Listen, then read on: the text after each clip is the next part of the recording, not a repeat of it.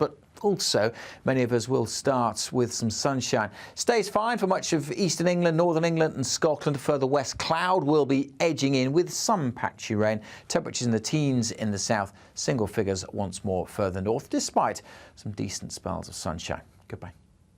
Looks like things are heating up. Boxed boilers, sponsors of weather on GB News.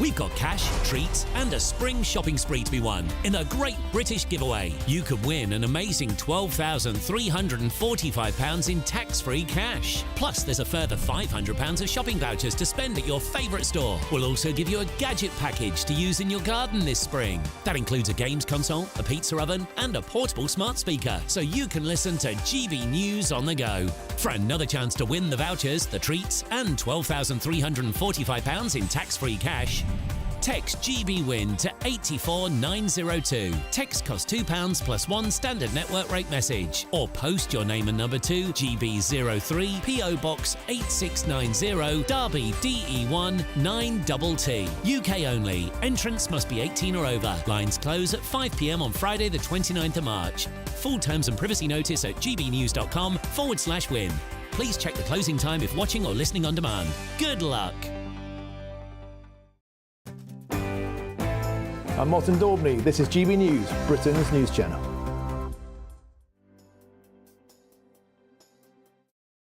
Good afternoon, Britain. Good afternoon, Britain. Join us, Tom and Emily, To find out what's happening in the heart of Westminster. and why it matters to you.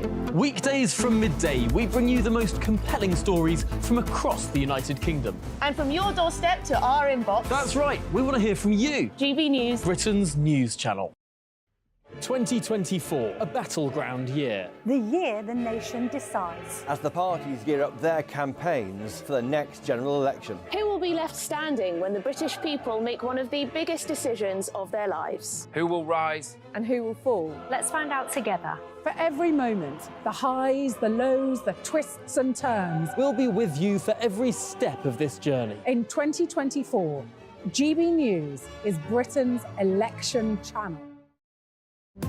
GB News is the home of free speech. We were created to champion it, and we deliver it day in, day out. Free speech allows us all to explore and debate openly the issues most important to us, our families, and of course, the British people. Having challenging conversations to enlighten each other. Which is why we hear all sides of the argument. We are the People's Channel. We will always stand by the freedom to express yourself. On TV, radio and online. This is GB News, Britain's news channel.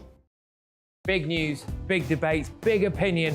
Patrick Christie's Tonight is the week's biggest show. Every weekday, 9 to 11 p.m, we've got the inside track on the day's top stories. There'll be sharp takes you won't get anywhere else. We will set the news agenda, not just follow it, and I want to bring you along for the ride.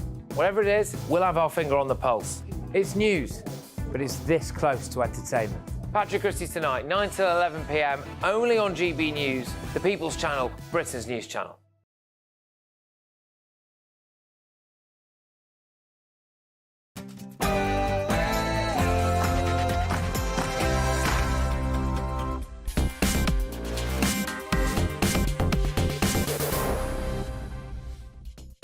Good evening. A new definition of extremism is put before us by Michael Gove today. But I worry, could it be abused to start stamping out free speech and political opinions governments disagree with?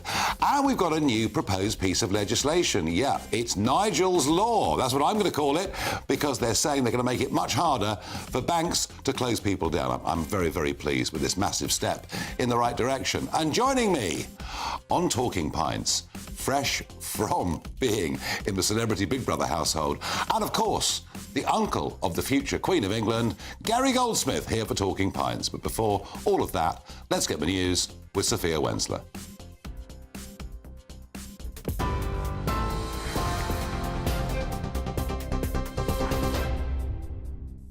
Nigel, thank you. I'm Sophia Wensler in the GB Newsroom. Your top story this hour. Michael Gove has named some of the groups to be investigated under a new definition of extremism, which he says will mean the government can express more clearly than ever who poses a risk to Britain. Some of the groups included are alleged to have Islamist views, with others described as neo-Nazi. Today's new extremism definition will be used to assess whether some groups should be marginalised or blocked from public funding. But Michael Gove insists it's not about silencing those with private and peaceful beliefs. We have to be clear-eyed about the threat we face, precise about where that threat comes from, and rigorous in defending our democracy. That means upholding freedom of expression, religion and belief when they are threatened, facing down harassment and hate, supporting the communities facing the greatest challenge from extremist activity, and ensuring this House and this country are safe, free and united. And some breaking news in the last half hour. Great Yarmouth MP Brandon Lewis has announced he is standing down as a candidate at the next general election. In a statement posted on X, the former Northern Ireland Secretary said, "It is not a decision taken easily, as it has been the greatest honour of my life to represent the people of Great Yarmouth in Parliament." In other news, Russia has been accused of disrupting the GPS signal on the Defence Secretary's plane en route to Poland. The incident occurred as the RAF jet flew close to the edge of Kaliningrad. GPS navigation and internet access was lost for around 30 minutes during the flight, but the pilots have confirmed the aircraft was never at risk. The incident happened as Grant Shapps visited British troops participating in NATO exercises in Poland. Scotland's former Health Secretary has been found to have breached the Code of Conduct after racking up £11,000 bills on his parliamentary iPad. Michael Matheson quit his role in the wake of the scandal over his data roaming charges, which happened during a holiday in Morocco. He later said that his teenage sons used the device to watch football. And MPs are getting a pay rise with an inflation-busting 5.5% boost, pushing salaries to around £91,000. It means pay will increase by more than £4,700 next year, or almost £400 extra each month. The Westminster watchdog says it's in line with an award for senior civil servants, but it's above inflation, which is just 4%. And for the latest stories, sign up to GB News Alerts by scanning the QR code on your screen or go to gbnews.com/alerts.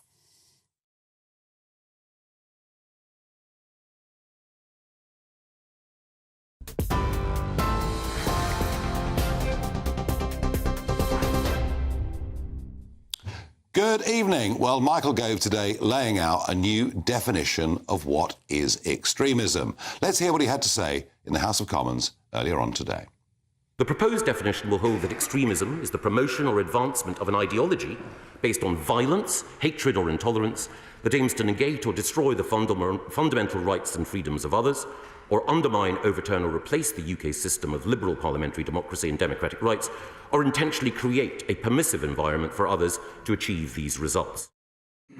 Well, I understand, that organisations, whether they're extreme right or Islamist, that are receiving government money, shouldn't receive government money if they're spreading hatred and extremism. That's the one part, perhaps, of this new definition that I agree with. But my concern is, could this be open to abuse? And when I think about it, if you attempt to undermine, overturn or replace the UK system of liberal parliamentary democracy, well, you could be branded an extremist.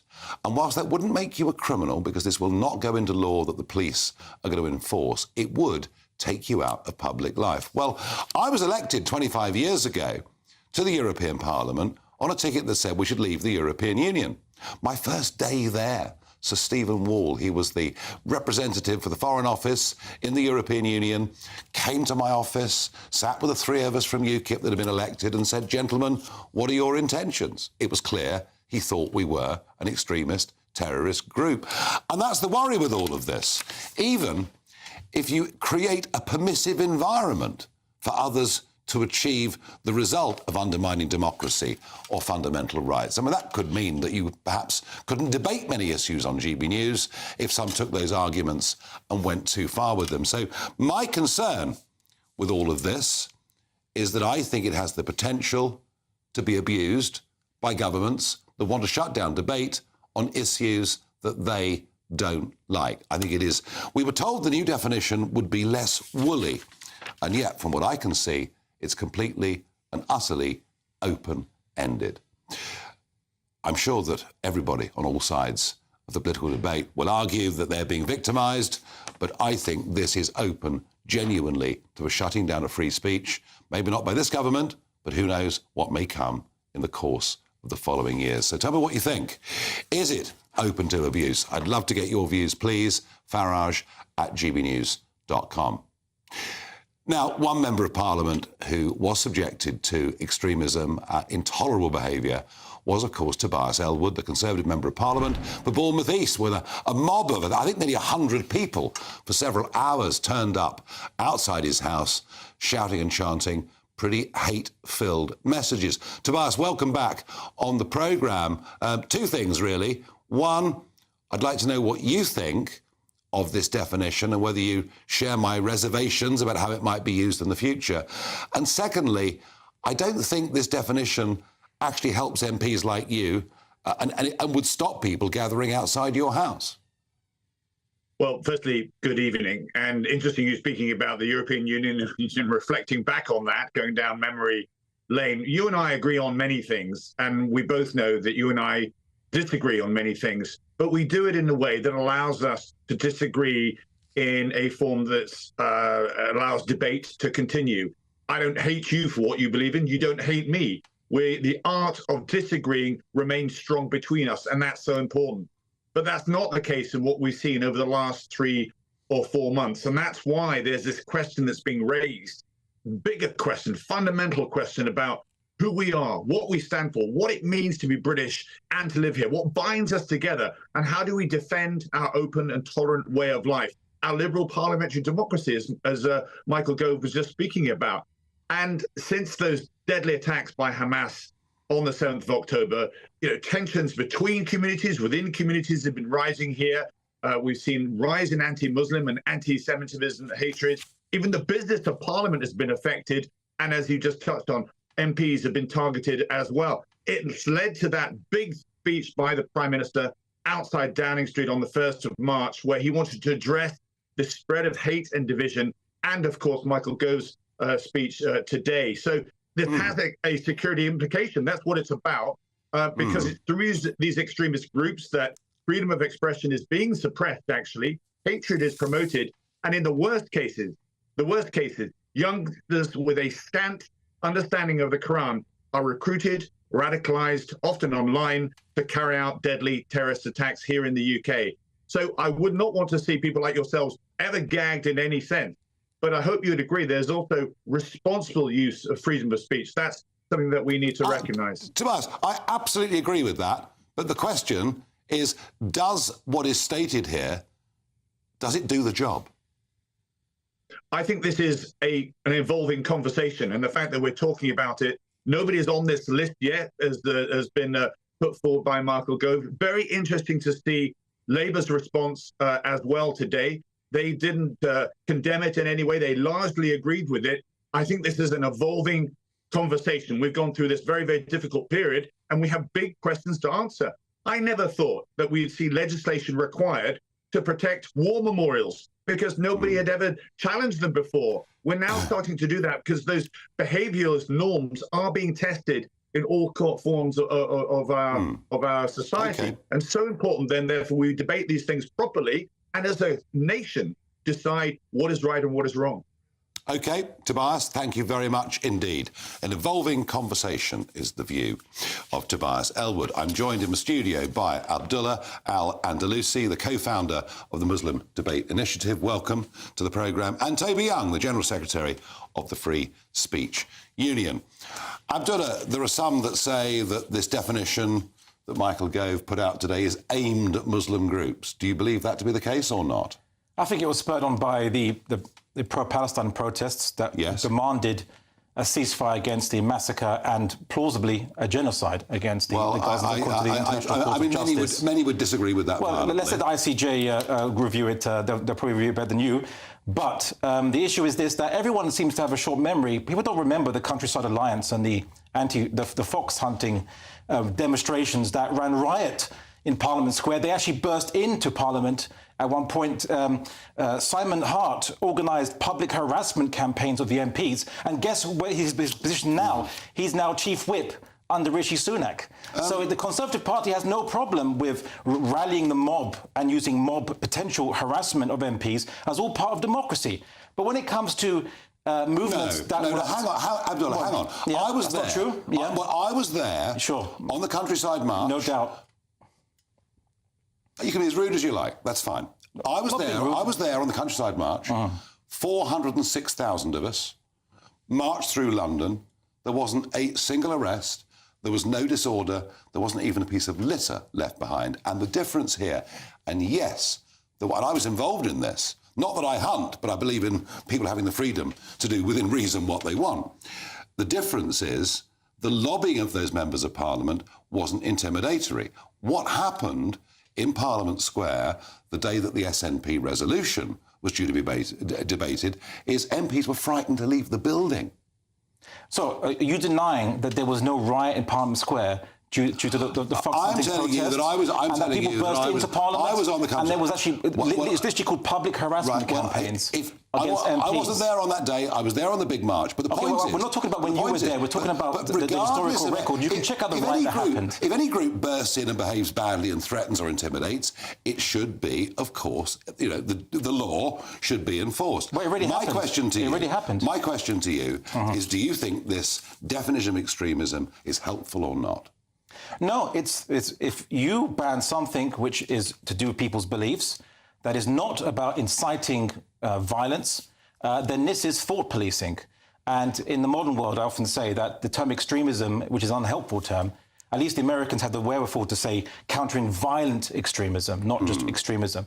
But using the term extremism today is the modern secular version of denouncing heresy and heretics. I get the point. It is dangerous, and it depends how it's used, and I agree with you on that point. Toby Young, Free Speech Union. I'm really worried about this. I do actually take Abdullah's point that people are perfectly entitled to their opinions. They're perfectly entitled to let their elected representatives know those opinions. It's a question of whether it's done with intimidation, isn't it? Yes, and clearly this definition of extremism it doesn't just encompass people who we currently think of, I think, as extremists and who might be captured by the criminal law. It's below the criminal law threshold. So it falls into the legal but harmful grey area, which is something, as a free speech lobbyist, I'm obviously suspicious of. I mean, I think the starting point, and I think I disagree with Abdullah here, is that we do have a problem with Islamic extremism in this country. We see it in our city centres every Saturday. I'm not saying everyone on the pro-Palestinian marches... Is Toby right on that point? Do we have a problem? Well, how is demonstrating to stop the massacre of civilians in Gaza anything to do with extremism? Well, I think. Well, go on. The answer is not everyone on those protests could conceivably be designated as extremists, but there are some extremists on those protests. But the vast majority of those are not extremists on the back of their jackets, and that may well be true. Carrying jihadi flags. But if there are people that genuinely are extremists and are inciting bad behaviour, then we need to know about it. Then the police will arrest them. There's already existing legislation that will stop defacing of cenotaphs, that will stop people from inciting violence, inciting racism. That already exists. And we don't need any extremism. Well, in some ways, maybe that point's right. Do we need this definition? Well, Mike, I've got a sort of broad concern and then a precise concern. My broad concern is I'm not sure that there is a robust evidence base to suggest that if you define certain groups as extremists and you prevent them from participating in public life, which is essentially the strategy here, that will actually counter extremism. It hasn't worked very effectively before. In some cases, people can claim, look, I'm on a banned list, I'm an extremist according to the Tory government. That could actually enhance their appeal and make them more attractive, not less attractive, to vulnerable young men in danger of radicalisation. So that's my broad concern. I'm not sure this works as a strategy for countering extremism. My more precise concern, and this is probably where we agree, Abdullah, is that the definition, I mean, the government can't come up with a definition that just captures Islamic extremists but nobody else. That could be too easily challenged. Sure. And the government clearly thinks it's not just a problem with Islamic extremists. There are some far-right extremists we should be worried about too. They point to Nick Griffin's endorsement of George Galloway, etc. But the problem is when they try and come up with a broader, more universal definition of extremism, the risk is it's going to capture groups that none of us would want to see banned from participation. No, I agree. Like anti-abortion activists, gender-critical feminists. And the worry with this, as to which groups are going to be deemed to be extremists, or perhaps which individuals will be deemed. It's civil servants that'll make the decision, and that worries me as well. Final thought. I think there's one organisation that should be deemed to be extreme. They want to clamp down upon people's right to demonstrate. The whole point of demonstration is to give some kind of democratic pressure to politicians. That's the whole point of demonstrations. What's the point of them? It wants to clamp down. It wants to discriminate on organisations and individuals based on their beliefs, which goes against the Human Rights Act Schedule 1, which is what the extremist definition is based upon, apparently. And this organisation is the British government. They fall foul of their own definition. I think that may be stretching it a bit. And I think, argument can be made for that. But I tell you what, I mean, I could be in real trouble because there's an organisation out there called Hope Not Hate, and they've just produced their State of Hate 2024 report. And interestingly, they are indirectly funded significantly by government money, and their report this year, I mentioned 56 times, more than any other individual. GB News is mentioned page after page. And that's the other problem, isn't it? You know, that actually, if you're not careful, you start to use the cover of, and the use of this word hate as a means of saying that, frankly, anyone you disagree with should simply be shut down. There are great risks to this. I think this is open to abuse. I rather sense that differing sides of this debate actually agree on some points. We have laws in place in this country. You know, the police's job is to enforce them. Many feel they've not been doing their job very, very well.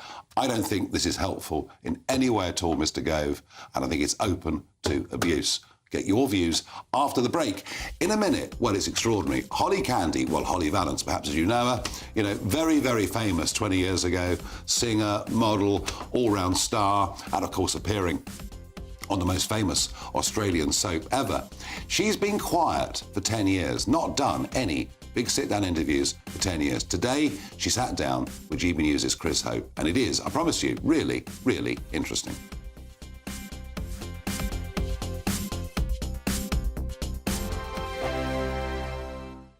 Headliners. Tomorrow's papers tonight. Every night from 11 p.m. Welcome back to Headliners. And Paul, we're going to get straight into Monday's mail for some good old-fashioned, traditional male breastfeeding. Yeah. To answer the question, what is the latest woke hell, Josh?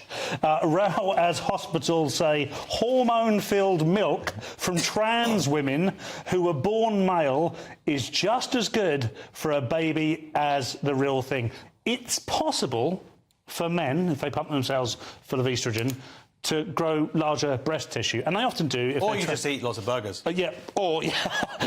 Exhibit A. And once you've done that, it is actually then possible to express or lactate a liquid. Okay. If to that liquid you then add another load of pills, medication, chemicals, whatever, that lactation juice can be fed to a baby. We don't really... This is not for the sake of the baby. The baby has no benefits from this whatsoever. The studies are very weak on it. It's a bit worrying because, you know, when hospitals started indulging in homeopathy and having, the NHS had homeopathic hospitals, that was worrying because they're supposed to be a trusted authority. And before saying something like this, there should be an awful lot of study done. I want to shame this hospital. This is whether it's necessary. University Hospital Sussex NHS Foundation Trust. That's who it is. And they have written one of the stupidest sentences I have read aloud in the 2 years that I've been privileged to do this show. It says, the term human milk is meant to be neutral and not gender biased. Yep. Wow. Yep. That's incredible. Yep. Oh, my God, we're laughing at you. I mean, and as someone says here, babies are not props. And that's the scary thing. And when we're not focusing primarily on the health of a baby. No, but the feeling of a person doing it rather than... It's a bit of an odd way to go, isn't it? So... From 10 a.m. every Saturday, we want to make you think and we want to make you laugh. So we will give you all the top stories. Now we start with a story that has shocked the nation this week. But we're also going to make it light and fun and bring some entertainment in to make your Saturday morning nice and restful. Only on GB News, Britain's news channel. Every Sunday from 11, join Michael Portillo. There will be topical discussion, looking at the week before and the week to come. So kick back and relax at 11 a.m. on Sundays on GB News with me, Michael Portillo. GB News, the People's Channel, Britain's news channel. I'm Andrew Doyle. Join me at 7 o'clock every Sunday night for Free Speech Nation, the show where I tackle the week's biggest stories in politics and current affairs with the help of my 2 comedian panellists and a variety of special guests. Free Speech Nation, Sunday nights from 7 on GB News, the People's Channel, Britain's news channel.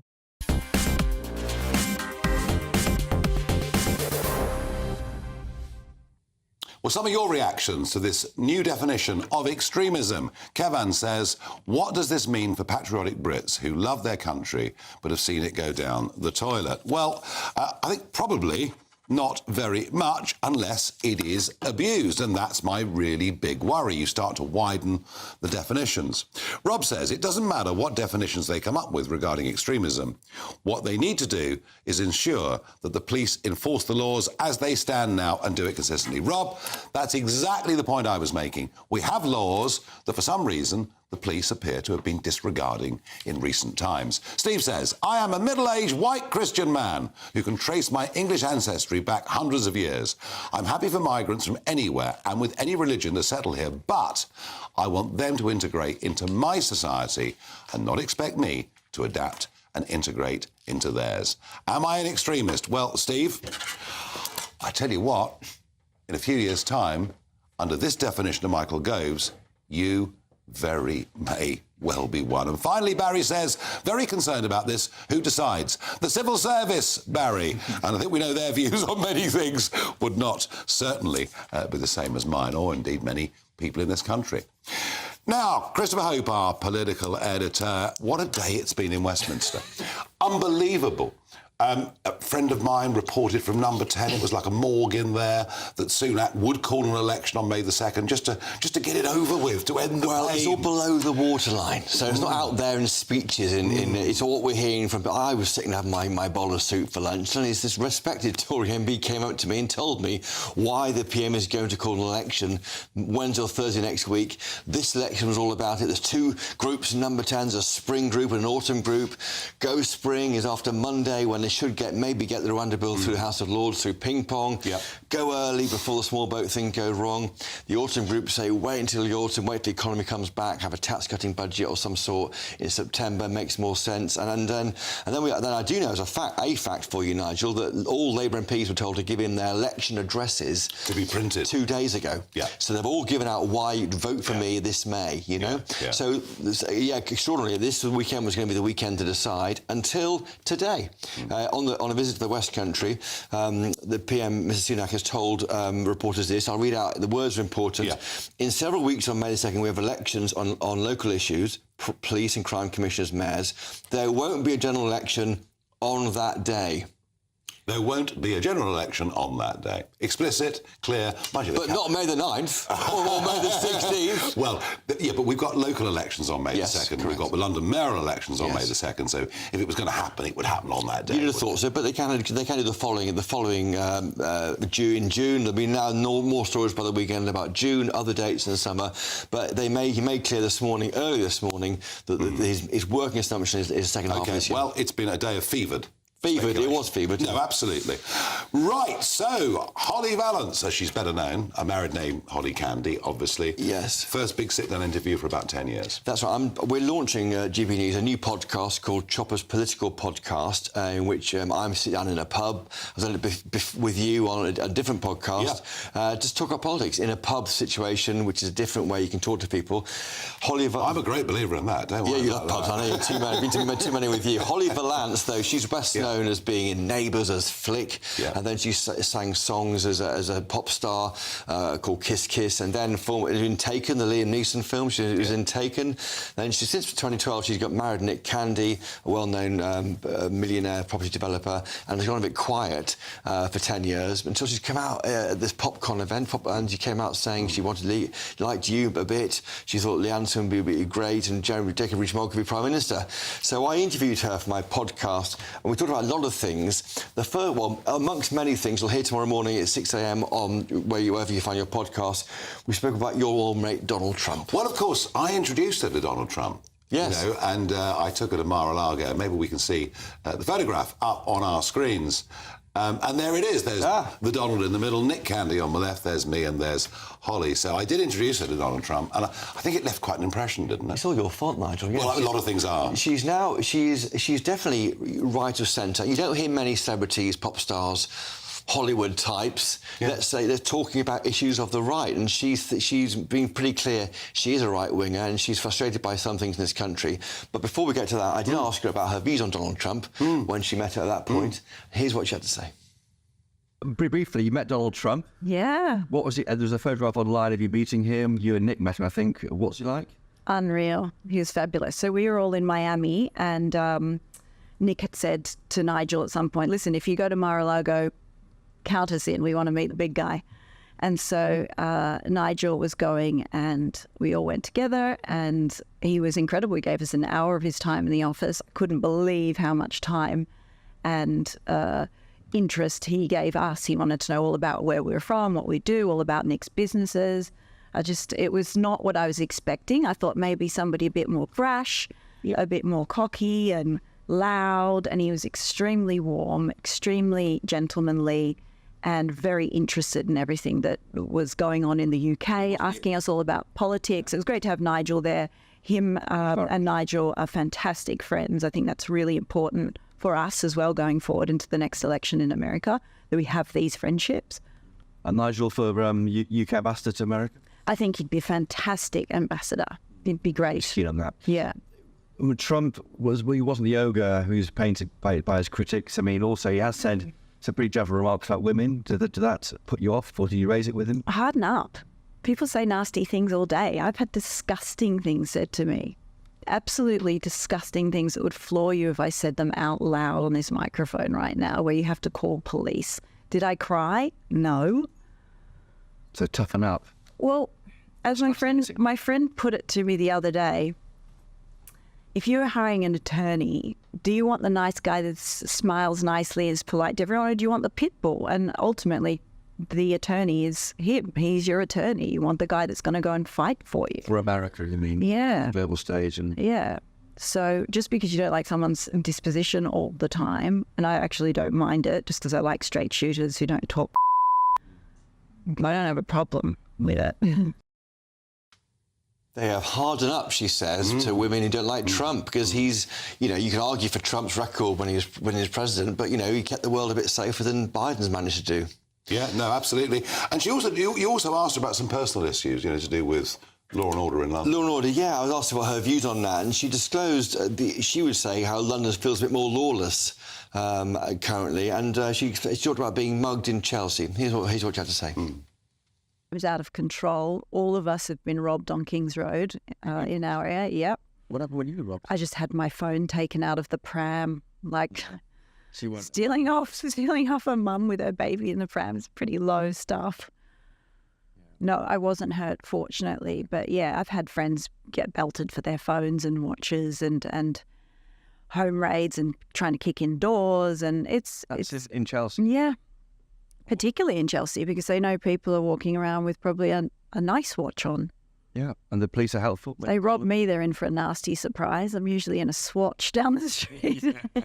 No offence to Swatch. No. And what do the police do? Are they helpful? They don't really turn up.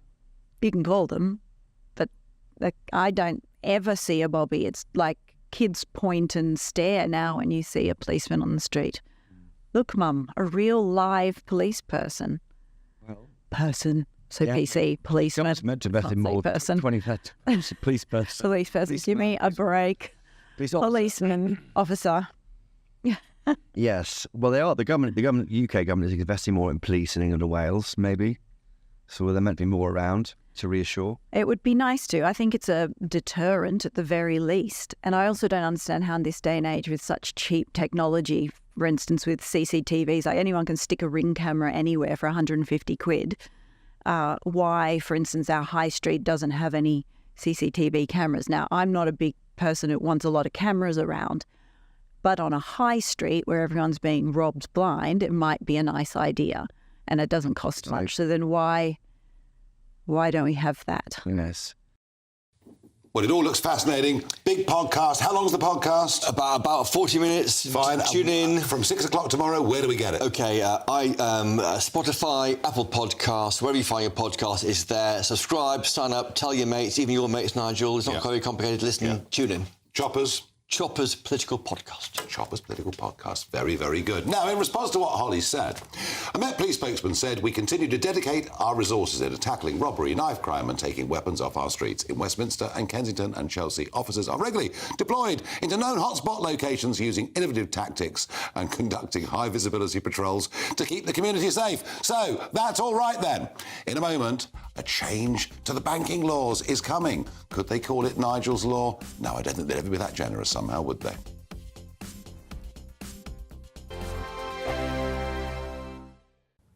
Good evening. Welcome to your latest weather update from the Met Office for GB News. Tomorrow will be a case of dodging the downpours, some pretty heavy ones around, but also some bright spells. When low pressure is dominating, sitting right over the UK, you're never going to have dry weather for long. But this low has been providing some very soggy conditions through central and southern Scotland through the day, and it stays wet overnight here. Showers elsewhere, becoming a bit drier for England and Wales through the night, but then more heavy downpours coming from the southwest through the early hours. Gusty winds with that as well, maybe even the odd rumble of thunder that might wake you up. A very mild night for most, but just low enough for a touch of frost in northern Scotland in the countryside.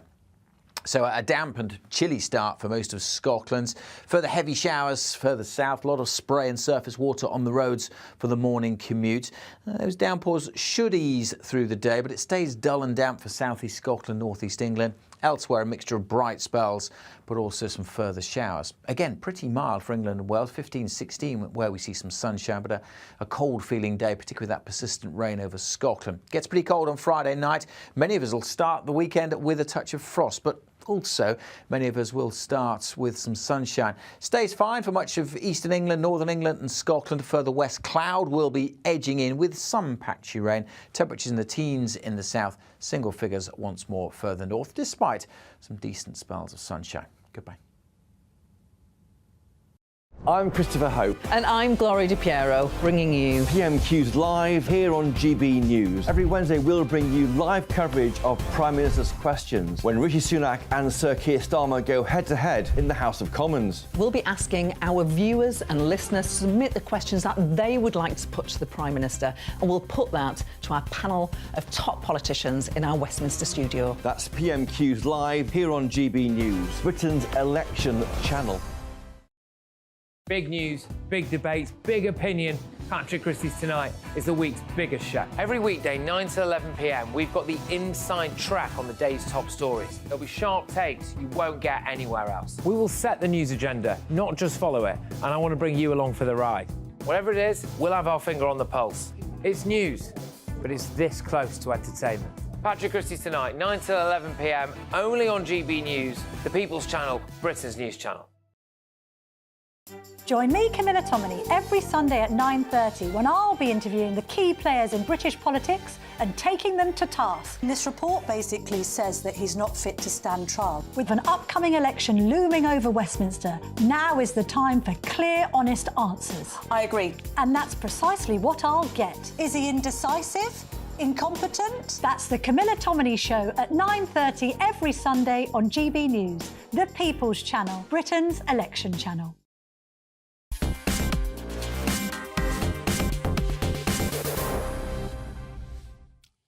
It's clear it will be Trump v. Biden unless something changes. Mark Brnovich, former Attorney General of Arizona and friend of this programme, joins me. It's a rematch.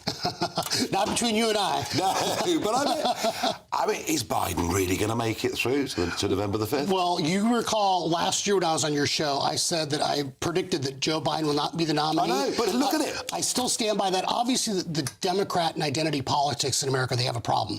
Because someone like Gavin Newsom would probably be a much better candidate. The governor of California. The governor of California. But they have Kamala Harris, who may be a worse candidate than President Joe Biden. And because of the identity politics of the left in America, they can't have a good-looking white male being the standard bearer for the Democratic Party. Well, I guess, you know, we're going to get to the Democrat convention. That'll be in August. And if Biden gets through that, provided he's well enough, he is the candidate. I find it totally and utterly extraordinary. Yeah, and who knows if they'll make it? I mean, they could change him at the convention, but I mean, watching the American State of the Union, earlier this week, I thought to myself, that it reminded me, we have Chettle-Helm races, the races are coming up, the Gold Cup, and it's like, they shoot the horses up with, they dope them, so they get them to run fast. Not supposed to. The problem is that they fall over the very next day, and so please. There's only so many times you can do that. No racehorse trainers sue us, please. Yes. Mark, Trump's legal challenges is slightly bewildering to us on this side of the pond. Some charges in Georgia potentially dropped, Trump fighting back. Have his problems eased a little bit since you last came in?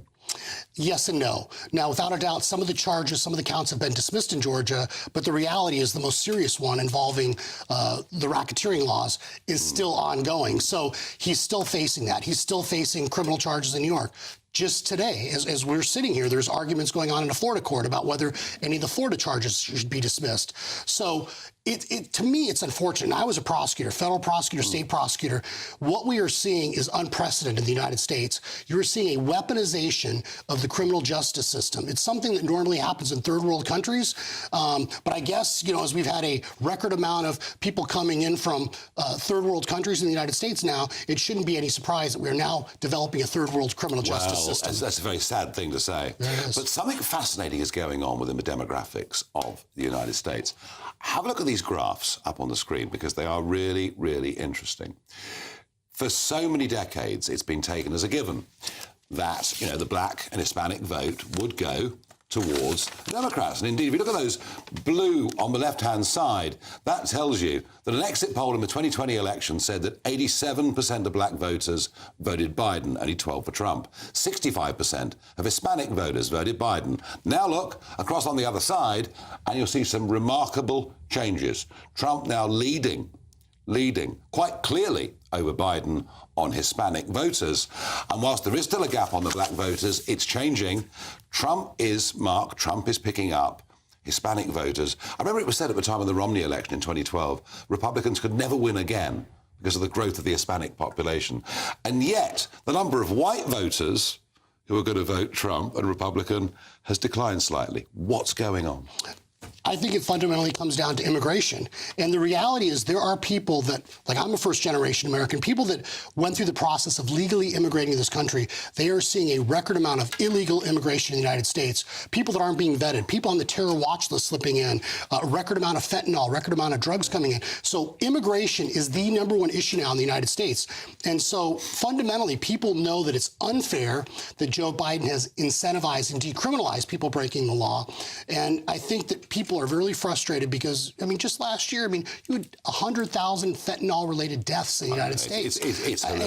And so I think when I go out and I talk to people, it seems like, why does Joe Biden care more about the Ukrainian border? And we're spending billions of dollars to try to secure the Ukrainian border versus not securing the United States border when every day Americans are dying. It could also be, couldn't it, that a lot of the Hispanic population are still Christian, are still church-going, have a belief in the family, and look at identity politics, look at what's being taught in some American schools in Democrat states and just don't like it. Yeah, well, and fundamentally, you have people fleeing socialist third world countries, corrupt governments in places like Venezuela and in Central America. So if they voted or defeated, they're leaving those countries, what makes you think they want more socialism and centralized control in the United States of America? Mark Bernovich, as clear as ever. Thank you very much indeed. Well, the What the Farage moment is, yes, the government have said they'll introduce legislation this year to make sure that banks cannot close your account without giving you 90 days' notice, that extends the period, and that they have to give you good reason for doing so. Well, I, of course, am delighted about this. The ministry themselves, of course, are far too churlish to say they'll call it Nigel's Law. They say the broader issue of debanking predated the Farage incident. Yes, but what had you done about it? Absolutely nothing. What were you going to do about it? Absolutely nothing. Let's hope this does protect a few more people. I still have concerns that money laundering laws could be used, regs could be used as a cover, but at least as a statement of intent, it's a good thing. Now, in a moment, he's been in the news. Yes, he's been in the celebrity Big Brother house, and of course he is the uncle to the future Queen of England. Who better to have on Talking Pints than Uncle Gary Goldsmith?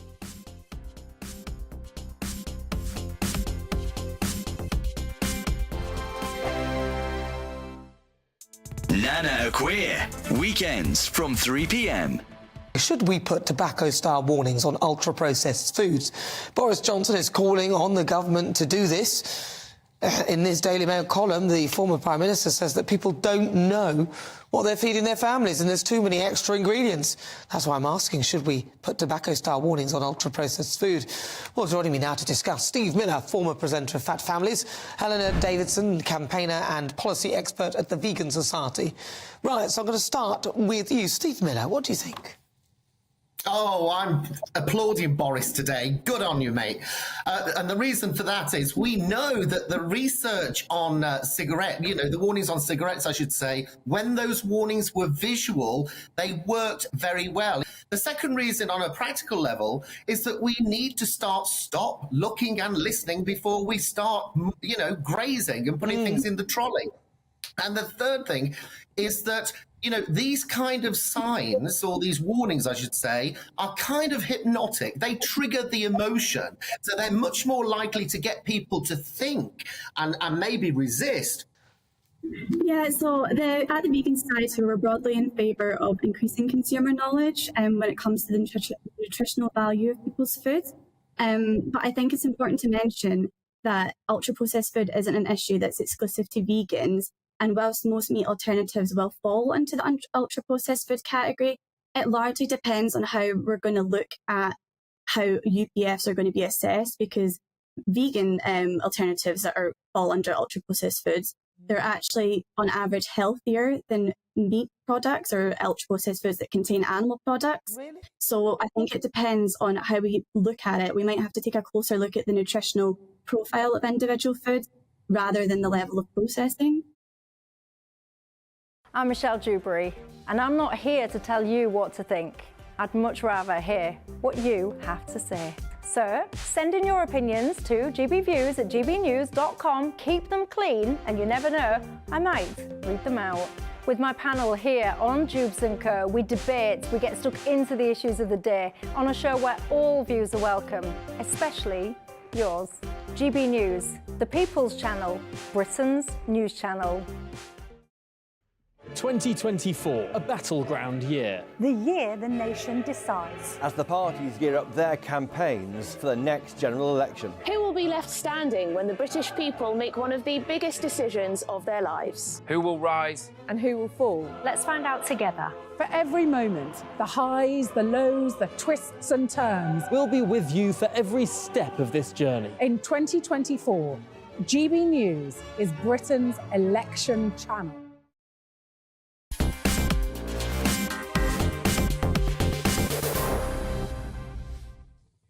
Well, you all know it's my favourite part of the week. It's Talking Pints, and I've got Gary Goldsmith joining me. Gary. Hello, sir. Love to see you. Not the first drink we've had together. No, we've had you. But we'll keep that quiet. Viva the Cavendish. Hello, sir. Gary, let's have a look at you. The big promo clip for celebrity Big Brother. Gary Goldsmith, the uncle to the future Queen of our country, Catherine Middleton, the current Princess of Wales. She is simply perfect. First time I met William, Catherine was cooking and William said, "Hi, do you want a cup of tea?" Very normal. I often read that people think I'm a bit of a bad boy. It'd be lovely to put the record straight, but winding people up is probably my favourite hobby. Every part of me is just riddled with mischief and danger.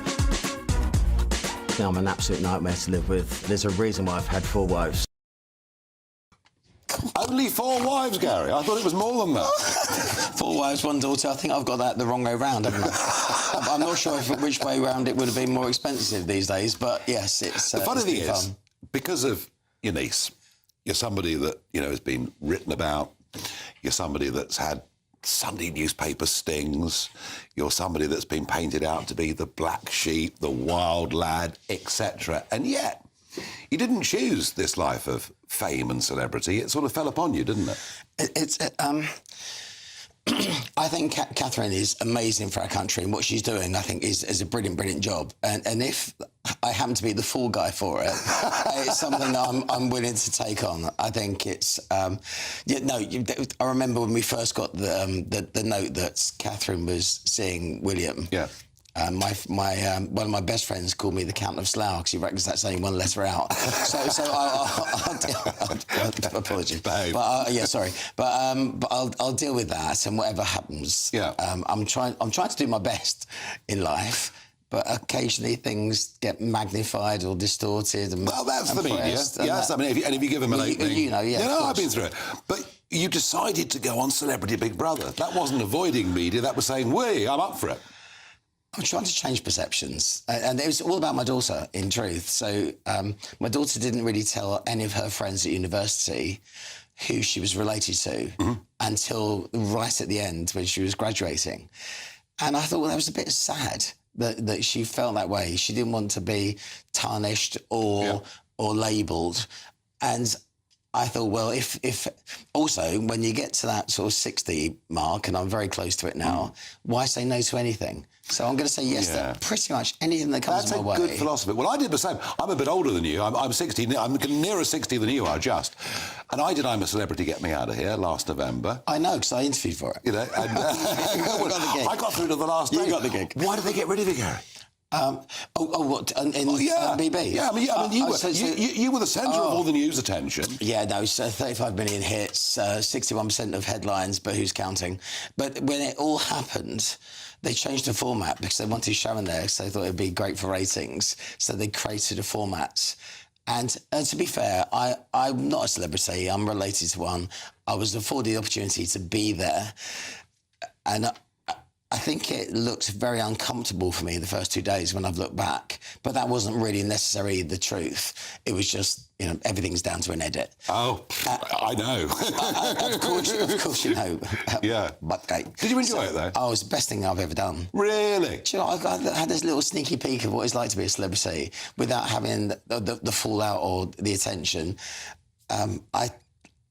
They were hoping that I would win that vote, massively. Well, because, what happens? Because there was loads of things going on. What happens? But as most of my friends said, it's first out or last out. that was probably the gig with me. Gary, somehow, and you didn't come with any great privileges of birth or anything like that, but you seem to have made money pretty quickly in your life and made a reasonable sum, quite a lot of money, many would say.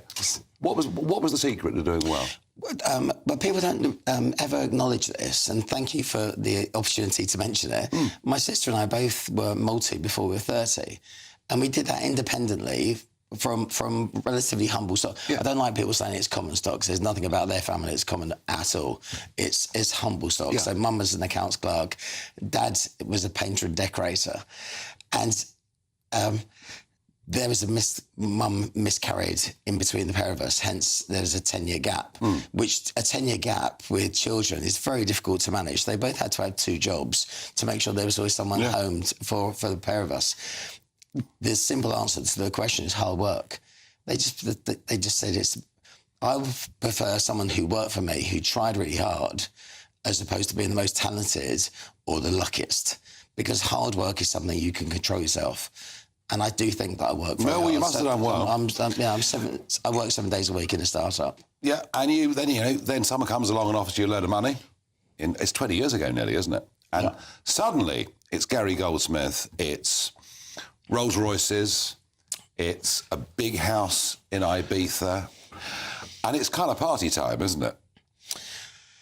Yes, the wheels came off a little bit. So that's, it was a very unfortunate set of circumstances that all of that happened to me. I am far, far, far from an innocent in all of that circumstance. But, when somebody targets you for 2 years, brings coke into your house and asks how to cut it, and you just do it and then give it back to them, there's no pictures of me actually doing that stuff. Again, I'm far from innocent. Well, but it was 100% a sting. It was known as Le Maison Bang Bang for some reason. Okay, it had a few names. The Maison de Bang Bang was blessed be to my mate Mike Smith, who came up with that name. But the idea was it was banging house music. Is that right? That's what it was all. Right. I think the tabloids took that rather differently. Yeah, they certainly did. They certainly did. There were many other names we could mention, but we won't even go there. But it was about banging house music, so we changed the name of the house to protect the innocent. Are we looking at a Gary Goldsmith that's calmed down a bit? Well, I've never been the person like they portray me to be. That version of me is a caricature that's, it's almost a Simpsons character of being the evil one. Yeah. The naughty uncle. Yeah. Well, I can join a list now, can't I? So there are many ahead of me. The way things are going, I could make their five-a-side team. So it's a bit naughty. Yeah, probably. I was slightly out of control when I lost my mum and dad. I did go off the rails, 100%. No, people do. But the thing is that I never lost any business, I never lost any friends, and I never lost any of our companies. No. They actually went from strength to strength because all of my friends circled the wagons and went out to protect me, knowing the truth behind that. So, but again, Nigel. Yeah. I'm not an innocent. No. I think we kind of get that. I'm not an innocent. What is very, very clear, Gary, is that you adore your niece, and I wonder, how is she? I mean, I know you can't say too much, but how is she? I think she's got the best support infrastructure on the planet, and she's got the best people looking after her. I just thought I don't understand all this stuff at the moment because it doesn't really play out. When I employ people or have people working for me, if something's going on in their lives, I see you when I see you. Off you go, toodle pip, sort out everything you need to do. And that's what we do for people. And they've been very clear and transparent. We'll see you at Easter. And nothing has changed. No, well, the photograph didn't help, did it? Well, to be fair, I did actually say there's not a chance in hell that Catherine would have photoshopped that herself. And then she says she did. My inside track absolutely went sideways there. Yeah. But the obvious thing, I can see the picture there. They are a beautiful family, and the smiles should have been the centre stage, not Sleevegate. Yeah, well, we live with a very cynical press, and the problem if you're in the royal family is you can't really fight back. It's very, very hard for them. You made your views very, very clear on Harry and Meghan just before you went into with the Sun newspaper, just before you went into the Big Brother. It's interesting though, isn't it? I mean, at some point, Harry, I've got this feeling at some point Harry comes back, things fall to pieces over there. Do you think we'll be forgiving of him? I think he should give up his title. Do you? I generally think... I don't think you throw your family under the bus and they expect to be invited around for Christmas. And there's a certain amount of arrogance and naivety to this whole episode that just doesn't ring true. I would prefer him to be magnanimous and give it up, because when he does come back, we all loved Harry. Harry was special. Absolutely. And he had the best job in the world.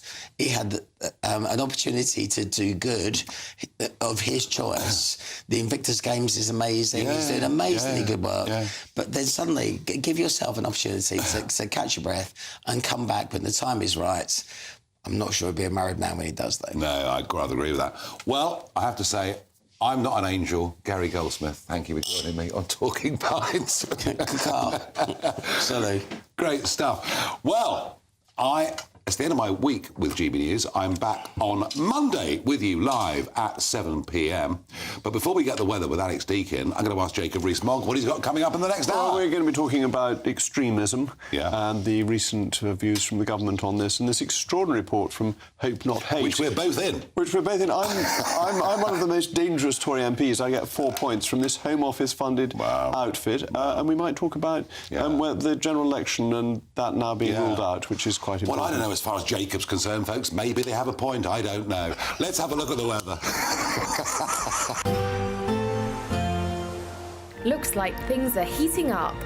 Boxed boilers, sponsors of weather on GB News.